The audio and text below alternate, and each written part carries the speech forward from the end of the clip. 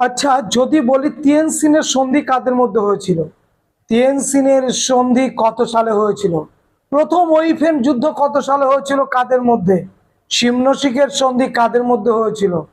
Macaw বন্দরটা কোন দেশে অবস্থিত? চীনে প্রথম কোন বিদেশি বণিক ব্যবসা বাণিজ্য করার জন্য এসেছিল? চীনকে তরমুজের খণ্ডীকরণ কেন করা হয়েছিল? এই ধরনের প্রশ্নের উত্তর পেতে গেলে আমাকে কার সাহায্য নিতে হবে? মায়ের সাহায্য নিতে হবে। আমাদের জীবনের সমস্তটা দিক, যেমন শূন্য থেকে শুরু করে সমৃদ্ধশালী হওয়া পর্যন্ত, যার ভূমিকা সব থেকে বেশি, যার কাছে আদর পাই, যার কাছ থেকে আমরা শাসন পাই এবং সমস্ত সমস্যার সমাধান করে যিনি, তিনি হচ্ছেন আমার মা। মাই হচ্ছে আমার সমস্ত সমস্যার সমাধানের একজন নির্ভীক দাতা। আমরা ঠিক তেমনি যদি টেক্সট বইটা ফলো করি, তাহলে এই যে ছোট ছোট প্রশ্ন, তার উত্তর, সালগুলোর উত্তর আমি কিভাবে মনে রাখবো? মনে রাখার ক্ষেত্রে নিজস্ব টিক্স কি হবে, সেই প্রসঙ্গে আমরা যাব। কিন্তু তার আগে বলবো, মায়ের মতো টেক্সট বইটাকে ভালোবাসো, তাহলে সমস্ত সমস্যার সমাধান এক নিমেষে হয়ে যাবে। আজকে আমি চতুর্থ অধ্যায় থেকে আবারও 20টা প্রশ্ন তোমাদের জন্য বেছে নিয়ে এসেছি। এই ভিডিওটা একদম শেষ পর্যন্ত দেখবে, তবেই কিন্তু বুঝতে পারবে কোন প্রশ্নগুলো আমি রেখেছি। যারা অনলাইন ক্লাস করতে চাও অবশ্যই যোগাযোগ করবে। দেখো, প্রথম যে প্রশ্নটা রেখেছি, যে 1760 খ্রিস্টাব্দের বিপ্লব বলতে কি বোঝো? 1760 খ্রিস্টাব্দের বিপ্লব কাকে বলে? এটাকে বলা হয় রক্তপাতহীন বিপ্লব। কাকে? সেই ঘটনাকেই বলা হয়, যে ঘটনা পলাশির যুদ্ধের পর সিরাজদৌল্লার মৃত্যুর পর বাংলার নবাব হয়েছিলেন মীর জাফর, আমরা জানি। কিন্তু মীর জাফর সিংহাসনে বসার পর তিনি বুঝতে পেরেছিলেন কি কি ভুল কাজ তিনি করেছেন। তিনি যখন একের পর এক সেই ভুলগুলো সংশোধন করবার চেষ্টা করছেন, ইস্ট ইন্ডিয়া কোম্পানির সঙ্গে তার তখন মত পার্থক্য তৈরি হচ্ছে। সেই মত পার্থক্যের জন্য আমরা দেখব যে সিরাজদৌল্লা থেকে কে সিংহাসন থেকে নামিয়ে দেবে এবং সঙ্গে সঙ্গে তার জামাই মীর কাসিমকে সিংহাসনে বসিয়ে দেবে। এই যে মীর জাফরের সিংহাসনচ্যুত হওয়া এবং মীর কাসিম তার জামাই সিংহাসনে বসা বা আরোহণ করা, এই যে ঘটনাটাকে ঐতিহাসিকরা বলছেন রক্তপাতহীন বিপ্লব বা 1960 খ্রিস্টাব্দের বিপ্লব। আশা করি বোঝাতে পারলাম। এই ব্যাপারটা আরো কনসেপ্ট ক্লিয়ার করতে গেলে অবশ্যই টেক্সট বই পড়তে হবে। পরের প্রশ্ন, মীর কাসিম রাজধানী স্থানান্তরিত করেছিলেন কোথায়? মুর্শিদাবাদ থেকে মীর কাসিম কেন রাজধানী স্থানান্তরিত করেছিলেন? প্রথমে বলি বিহারের মুঙ্গেরে স্থানান্তরিত করেছিলেন। এবারে বলি কেন স্থানান্তরিত করেছিলেন। তার একমাত্র কারণ বা প্রধান কারণ হচ্ছে ইংরেজদের প্রভাব থেকে নবাব মুক্ত থাকতে চেয়েছিলেন। কারণ মীর কাসিম ছিলেন স্বাধীন চেতা নবাব। তিনি কখনো চাননি ইংরেজদের ঘেরাটোপে, ইংরেজদের দ্বারা পরিচালিত হয়ে ইংরেজদের সঙ্গে থেকে এই বাংলার আবার পরাধীনতার চক্রটাকে আরো সংঘবদ্ধ বা গাঢ় করা। তিনি এটা চাননি। তিনি চেয়েছিলেন ইংরেজদের কাছ থেকে বিচ্যুতি ঘটিয়ে ইংরেজদের শত্রু ফরাসিদের সাহায্য নিয়ে তিনি আবার ইংরেজদের বিরুদ্ধে লড়াই সংগ্রামে নামবেন এবং এই জন্যে নিরাপদ স্থান হিসাবে তিনি বেছে নিয়েছিলেন বিহারের মুঙ্গেরে। এবং শুনলে অবাক হবে যে সমরু এবং মার্কার ফরাসি সেনাপতি তার সেনাবাহিনীতে ট্রেনিং দেওয়ার কাজে তাদেরকে নিয়োগ করেছিলেন এই স্বাধীন চেতা মীর কাসিম। মনে থাকবে। নেক্সট প্রশ্ন, বক্সার যুদ্ধ কবে সংঘটিত হয়েছিল? 22শে অক্টোবর 1764। দিয়ানি লাভ 1765। তাহলে 1765 দিয়ানি লাভের আগে 1764 খ্রিস্টাব্দের 22শে অক্টোবর বিহারের বক্সার নামক স্থানে বক্সার যুদ্ধ হয়। একদিকে ছিলেন ইস্ট ইন্ডিয়া কোম্পানি, অপর দিকে ছিল তিনটে শক্তি, বাংলার নবাব মীর কাসিম, অযোধ্যার নবাব সুজাউদ্দৌলা এবং মুঘল সম্রাট দ্বিতীয় শাহ আলম। 1:3। তবুও বাংলার নবাব, অযোধ্যার নবাব এবং মুঘল সম্রাট দ্বিতীয় শাহ আলমের পরাজয় ঘটে এবং তারপরেই আমরা দেখব এলাহাবাদের প্রথম সন্ধি, এলাহাবাদের দ্বিতীয় সন্ধি এবং এই সন্ধিগুলোর মধ্য দিয়ে অযোধ্যার নবাব সুজাউদ্দৌলা আবার সিংহাসন পাবেন শর্ত অনুযায়ী।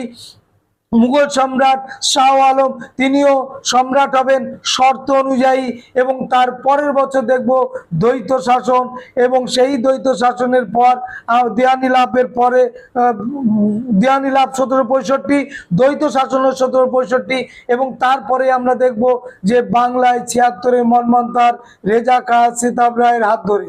ক্লিয়ার? পরের প্রশ্ন, বক্সার যুদ্ধে ইংরেজ সেনাপতি কে ছিলেন? Major Hector Munro. পরের প্রশ্ন, বক্সারের যুদ্ধের সময় মুঘল সম্রাট কে ছিলেন? উত্তর বলে দিয়েছি, দ্বিতীয় শাহ আলম। বাংলার প্রকৃত শাসকে কোম্পানি পরিণত হয় কোন ঘটনার পর? সেটা হচ্ছে বক্সার যুদ্ধের ঘটনার পর। 1764 22শে অক্টোবরের পর বাংলার নবাব হবেন কে? বাংলার অর্থনীতি কিভাবে পরিচালিত হবে? বাংলা কিভাবে শাসিত হবে? কার হাতে বাংলার শাসন ক্ষমতা থাকবে? তিনি প্রকৃত অর্থে কেমন ভাবে শাসন করবেন? শান্তি শৃঙ্খলা কার হাতে থাকবে? রাজস্ব তুলবে কে? নিয়ে যাবে কে? এই সমস্তটাই দিওয়ানি লাভের মধ্যে পড়বে, মনে থাকে জানো। তারপরেই হচ্ছে দ্বৈত শাসন শুরু হবে বাংলায়। নেক্সট প্রশ্ন, ইংরেজরা কোন সন্ধি দ্বারা দেওয়ানি অধিকার লাভ করে? এলাহাবাদের দ্বিতীয় সন্ধি দ্বারা দেওয়ানি লাভ করে। ব্রিটিশ ভারতে ঔপনিবেশিক শাসন শুরু হয়েছিল কোন শাসনের মধ্যে দিয়ে? 1765 খ্রিস্টাব্দে দ্বৈত শাসনের মধ্য দিয়ে। কত খ্রিস্টাব্দে দ্বৈত শাসন প্রবর্তিত হয়? 1765 খ্রিস্টাব্দে। চালু করেন কে দ্বৈত শাসন? Robert Clive.